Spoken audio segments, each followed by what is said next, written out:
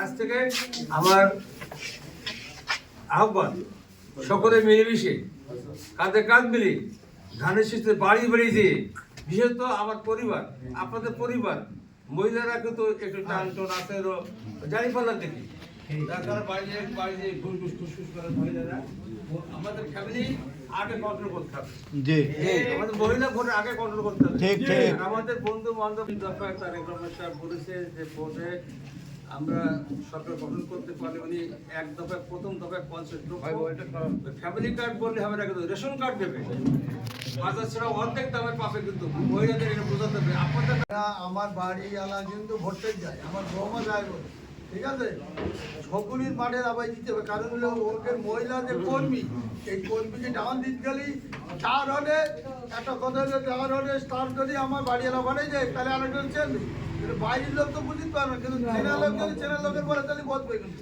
ঠিক আছে। এইভাবে আমাকে কাজ করতে হবে মূলত। ওরা যেভাবে ঘরে ঘরে যাচ্ছে আমাকে বাড়ি এলাকার ঘরে ঘরে বাড়ি দিতে হবে, কথা বোঝা গেছে। এই হলো মানে মূল কথা। মানে আমি বললাম আমার বাড়ি এলাকা তো মাঠে চলে যায়, সকালবেলা চলে যায়, সন্ধ্যা 8টা 9টা ফেরে না।